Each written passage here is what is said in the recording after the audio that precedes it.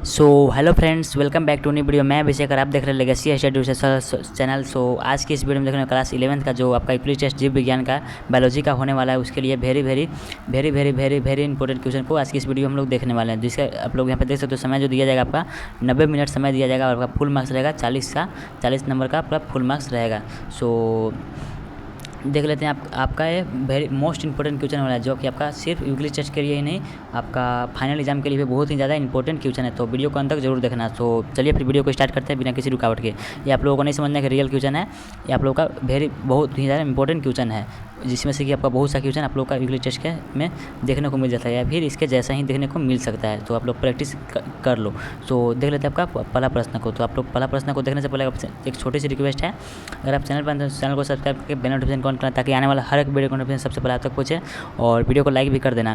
तो और हमसे जुड़े रहने के लिए डिस्क्रिप्शन में व्हाट्सएप ग्रुप का लिंक है, उसे भी ज्वाइन कर लेना। तो चलिए फिर देखते हैं सबसे पहला प्रश्न को। तो आप लोग यहाँ पर देख सकते हो, इनमें से कौन तंतुमय सवाल है। तो तंतुमय सवाल पूछ रहे हैं, तो इनमें से कौन तंतुमय सवाल है। तो आप ऑप्शन में देख सकते हो फ्यूकस, पोरफायरा, स्पाइरोगाइरा, इनमें से कोई नहीं। तो आपका जो राइट आंसर जाएगा ऑप्शन नंबर सी, स्पाइरोगाइरा, जो कि तंतुमय सवाल है। तो नेक्स्ट हम लोग सेकेंड नंबर क्वेश्चन को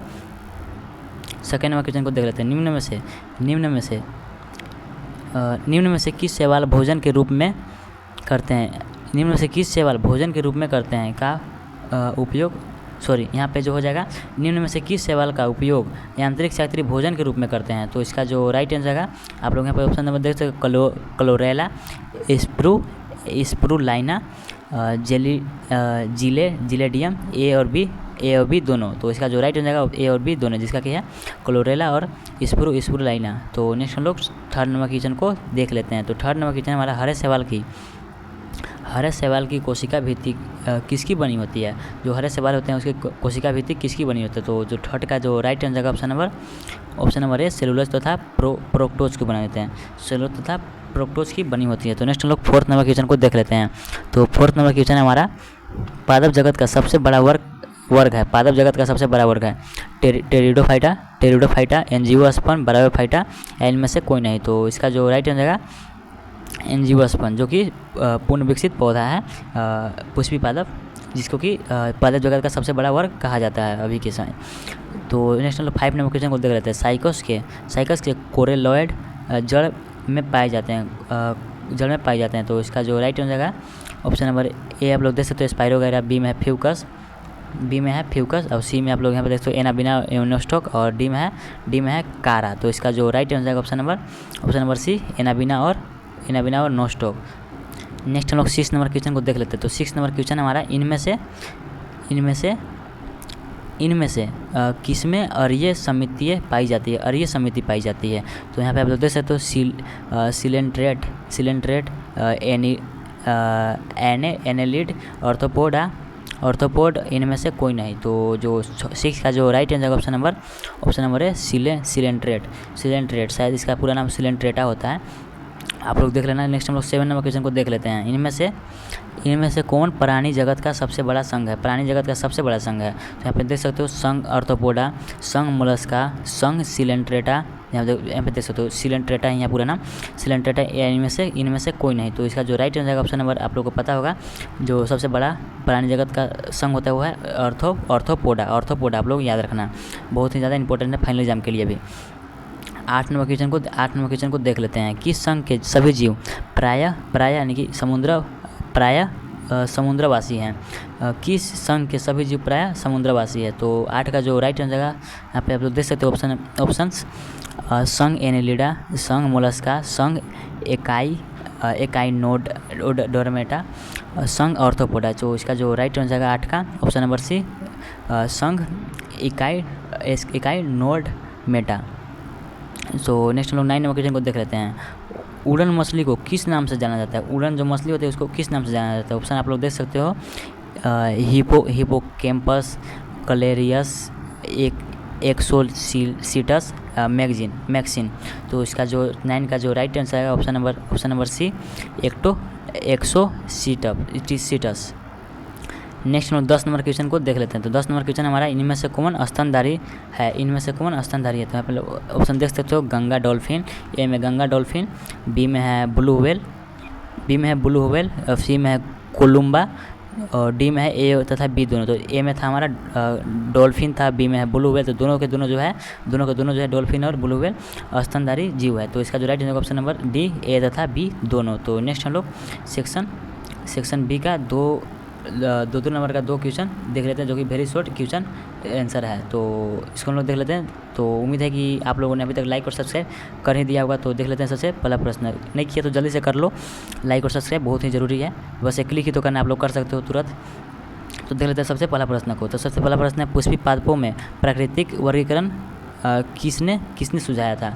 पुष्पी पादपों में प्राकृतिक वर्गीकरण किसने सुझाया था? आप लोगों को पता होगा, जिसका आप लोग यहाँ पे इतना याद रख सकते हो, बेंथम और बेंथम हुकर। तो पूरा नाम है जिनका कि जॉर्ज बेंथम तथा जोसेफ डाल्टन हुकर। उभयलिंगाश्रयी के 2 उदाहरण दें। उभयलिंगाश्रयी के 2 उदाहरण। तो उभयलिंगा क्या उदाहरण जो हो जाएगा 2, केचुआ तथा जोक, जो कि 2 उदाहरण उभयलिंगा के हैं। तो नेक्स्ट हम लोग सेक्शन बी का जो कि 3 नंबर का 2 क्वेश्चन है, शॉर्ट क्वेश्चन आंसर को देख लेते हैं। जो कि पहला प्रश्न है हमारा, शैवाल के वर्गीकरण का क्या आधार है? सवाल के वर्गीकरण का क्या आधार है? सवाल का जो वर्गीकरण का क्या आधार है, यहाँ पे आप लोग आंसर में देख सकते हो। शैवाल का वर्गीकरण मुख्यतः उनमें उपस्थित प्रमुख वर्णक, संचित भोजन, कोशिका भित्ति की रासायनिक संरचना, फ्लैजेला की संख्या एवं उनके आवास के आधार पर किया गया है। तो नेक्स्ट हम लोग 14 नंबर क्वेश्चन को देख लेते हैं, जो कि 3 नंबर का दूसरा नंबर क्वेश्चन है। पीढ़ी एकांतर मेटाज नेसिस क्या है? यानी कि मेटानेसिस क्या है, यह भी पूछ रहा है, यानी कि पीढ़ी एकांतरण। तो इसको हम लोग देख लेते हैं। तो यहाँ पर लोग देख सकते हो, जो कि बहुत ही बड़ा क्वेश्चन था। संघ सिलेंट्रेटा के कुछ प्राणियों के शरीर 2 आकारों पोलिप तथा मेडुसा से बनता है। पोलिस अस्थावर तथा बेलनाकार होता है। मेडुसा छतरी के आकार तथा मुक्त पलावी होता है।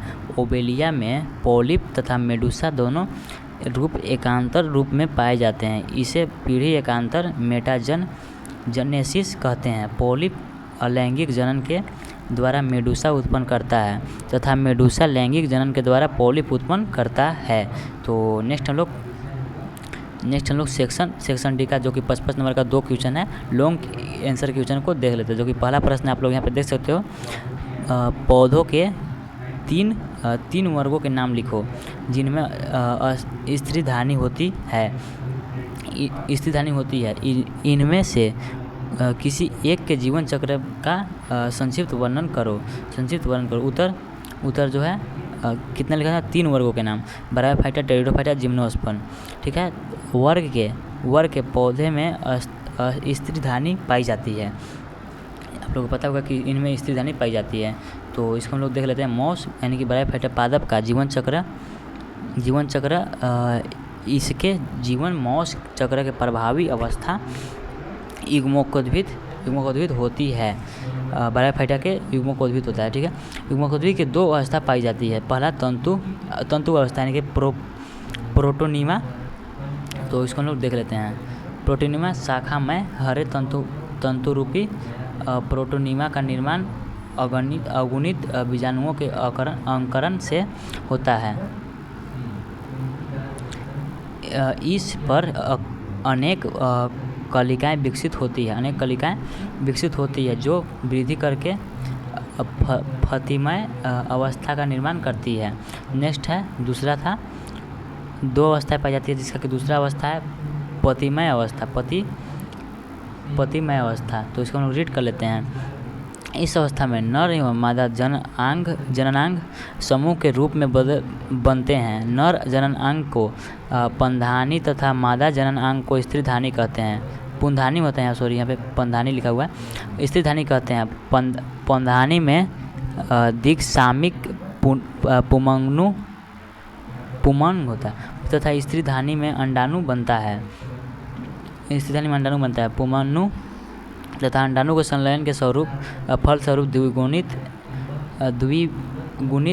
युग्मनज का निर्माण होता है। निषेचन के बाद युग्मनज से स्पोरोफाइट विकसित होता है, जो 5 फुट सीधा कैप्सूल होता है। यहाँ पे 5 सीधा कैप्सूल दिया हुआ है, में विभेदित रहता है। कैप्सूल के बीजाणु कोष्ठक में स्थित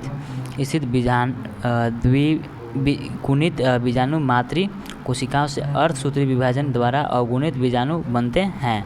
तो उम्मीद है कि आप लोगों को समझ में आ गया होगा। यहाँ पर चित्र को देख सकते हो, ये जो है यहाँ पे मॉस का चित्र यहाँ पे पुंधानी स्त्रीधानी युग्मनज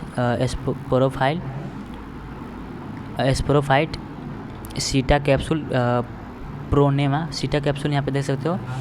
तो नेक्स्ट हम लोग मॉस का जीवन चक्र। तो नेक्स्ट हम लोग 16 नंबर क्वेश्चन को देख लेते हैं। उदाहरण सहित निम्नलिखित शब्दावली का संक्षिप्त वर्णन कीजिए। ठीक है, तो देख लेते हैं। पहला है प्रथम तंतु को, पुंधानी को, स्त्रीधानी को, बीजाणु पर्ण को, सम युग्मकों को क्या करना है, संक्षिप्त वर्णन करना है। तो सबसे पहले हम लोग प्रथम तंतु को देख लेते हैं। हरि शाखित तंतुमयी अगुणित प्रकाश संश्लेषित प्रारंभिक युग्मकोद्भिद संरचना का है जो मॉस यानी कि ब्रायोफाइटा में पाई जाती है। यह बीजाणुओं यानी कि स्पोर के अंकुरन से बनती है तथा नए युग्मकोद्भिद पौधे का निर्माण करती है। नेक्स्ट हम लोग पुंधानी का देख लेते हैं। यह बहुकोशिकीय कवच युक्त नर जननांग है जो ब्रायोफाइटा, टेरिडोफाइटा तथा कुछ जिम्नोस्पर्म में पाई जाती है। पुंधानी में नर युग्मक पुमनु बनते हैं। तो नेक्स्ट हम लोग नेक्स्ट था स्त्रीधानी। इसको हम लोग देख लेते हैं।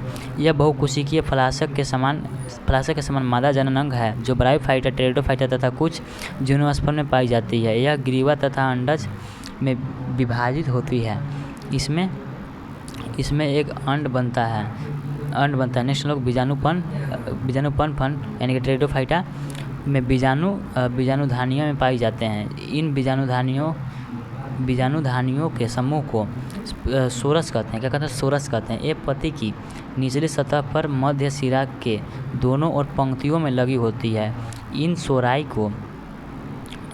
को धारण करने वाली पत्तियों को बीजाणुपर्ण कहते हैं। तो नेक्स्ट हम लोग सम युग्मकी को देख लेते हैं। यह एक प्रकार का लैंगिक जनन है जिसमें संलयन करने वाले युग्मक संरचना तथा कार्य में समान होते हैं। सो यहीं तक था हमारा 16 क्वेश्चन कंप्लीट हो चुका है। तो उम्मीद है कि आप लोगों को वीडियो अच्छा लगा तो चैनल को सब्सक्राइब करके वीडियो को लाइक जरूर कर देना।